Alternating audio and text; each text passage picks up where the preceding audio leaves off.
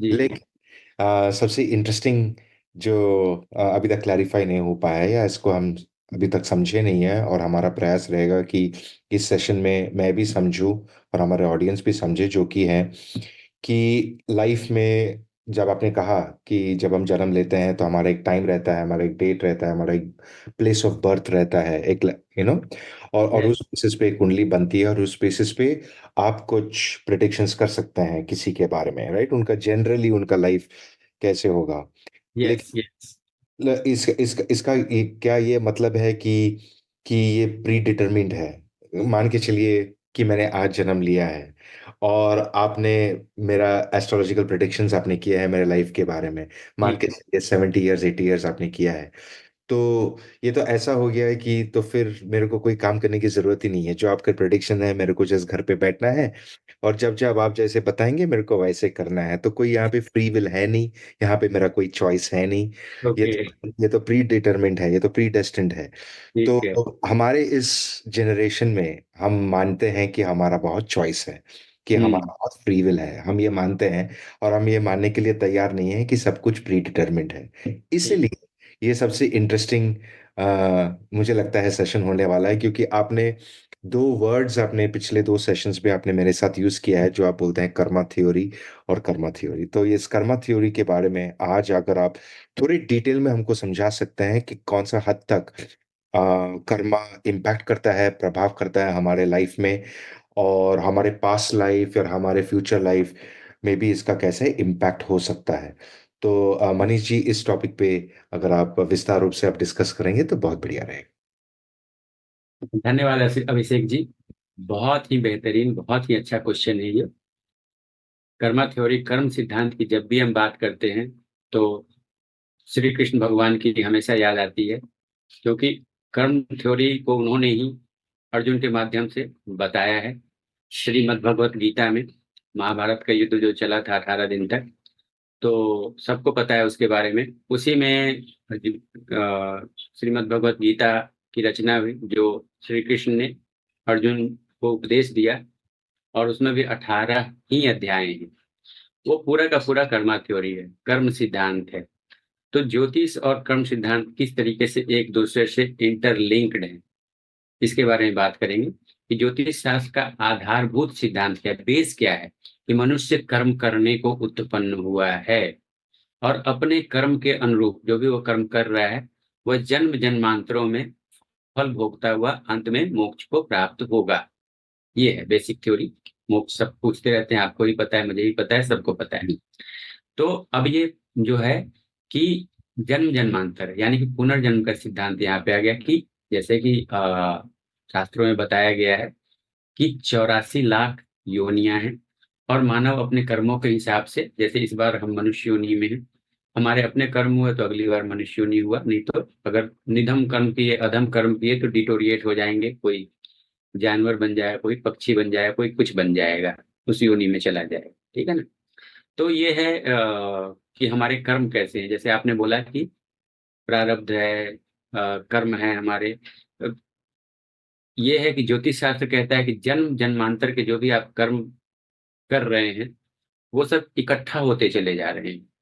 हर जन्म में हम कुछ ना कुछ काम किए, अच्छा बुरा, किसी के लिए बढ़िया किए, किसी के लिए खराब किए, किसी को सताया, किसी को लूट लिया, किसी की मदद कर दी।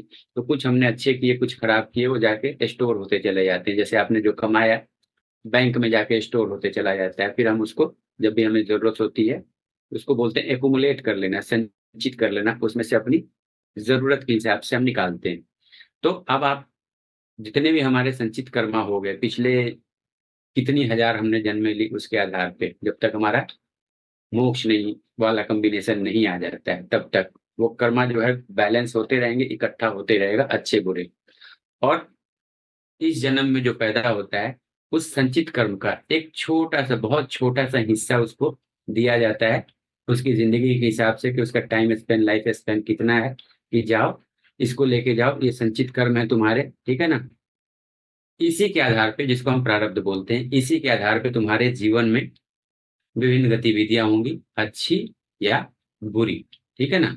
अब इसको ऐसे समझें कि संचित कर्म, ठीक है, संचित और जमा किए हुए कर्म, सारे के सारे संचित कर्म वही भोग सकता है जिसका ये आखिरी जन्म है।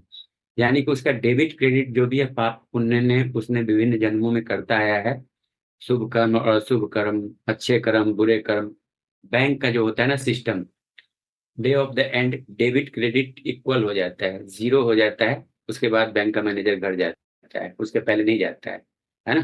तो जो बोलते हैं ना कि मोक्ष कौन प्राप्त करेगा, जिसके संचित कर्मा जो है बैलेंस हो जाए, न पाप में कुछ बचा न पुण्य में कुछ बचा, सारे बराबर हो गए, तो वो आर पार हो जाता है, उसको फिर से रीबर्थ लेने की जरूरत नहीं पड़ती है। ठीक है ना। प्रारब्ध क्या है, तीन बताएंगे, संचित कर्म और प्रारब्ध। इस जन्म में संचित कर्म का जो एक छोटा सा हिस्सा, आप ऐसे समझे, राव साहब हमें जब पढ़ाते थे तो बताते थे, तो उनका ही एग्जाम्पल मैं लेता हूँ, जो गुरु ने बताया एज इट इज बताता हूँ। जैसे मान लो आप कोई फल खरीद के लाए, बड़ा सा तरबूज या कुछ भी, ठीक है ना। अब एक बार में सारा का सारा तो खा नहीं सकते, आपने काट के उसका एक छोटा सा हिस्सा खाया एक समय में, बाकी वो बचा रह गया अगली बार के लिए, अगले दिन के लिए, तो वो हो गया संचित। और उसमें जो टुकड़ा मिला आपको इस जन्म में जीने के लिए, वो हो गया आपका प्रारब्ध। ठीक है ना। वो उस कर्म का पार्ट है जो आपको इस जन्म में भोगना है, अच्छा या बुरा, दशाक्रम जो आपकी कुंडली में बनेगा ग्रहों का, उसके आधार पे। ठीक है। और कुंडली का नवम भाव इसका परिचायक है, पंचम भाव संचित कर्मा का। जैसे पिछले वीडियो में हम बात कर रहे थे तो आपने संचित कर्म के बारे में मैंने बोल दिया था, उसमें बड़े आपने क्यूरियोसिटी दिखाई थी क्या होता है। तो अब कर्मा थ्योरी में ये आ जाता है कि फिफ्थ हाउस होता है वो आपके संचित कर्म का घर है, हाउस है, भाव है। और जब फिफ्थ हाउस के लॉर्ड की दशा चलेगी, फिफ्थ हाउस में बैठे हुए एसोसिएट किसी भी ग्रह की दशांतर दशा चलेगी, तो आपके पूर्व जन्म के जो कर्म हैं वो एक्टिवेट हो जाते हैं। जो भी उस समय आपने अच्छा या बुरा किया होगा उसका पता फिफ्थ हाउस से चल जाता है कि वो शुभ प्रभाव में है, अशुभ प्रभाव में है। उसके हिसाब से आपको उसका फल मिलना शुरू हो जाता है। प्रारब्ध है आपका नाइन्थ हाउस, भाग्य स्थान, धर्म स्थान। ठीक है ना। इस जन्म में आपके साथ क्या क्या होगा, कैसे होगा, इसका पता नवम भाव से चलता है। ठीक है ना। कुंडली का नवम भाव बताता है कि आप भाग्यबली हैं, भाग्यहीन हैं, क्या है। अब इसको इस तरीके से समझिए, कर्मा सिद्धांत में बताया गया है कि जो पशुओं का झुंड होता है, मान लीजिए गायों का झुंड है और गाय का कोई बछड़ा है, 1000 गाय खड़ी है, उसमें से अपनी माँ के पास दौड़ता हुआ जाएगा, वो माँ को पहचान लेगा। तो वैसे ही आपके कर्म है, कुछ भी आपने किया हो वो आपको पहचान लेगा और उसका परिणाम वो आपके पास आगे चिपट जाएगा, उसका परिणाम आपको भोगना ही पड़ेगा। ठीक है। तो पूर्व जन्म के किए गए कर्म अपने कर्ता को पहचान कर उसके पास पहुंच जाते हैं, है ना। और उसके शुभ और अशुभ जो भी कर्म उसने किए हो उसके परिणाम उस समय उसको देते हैं।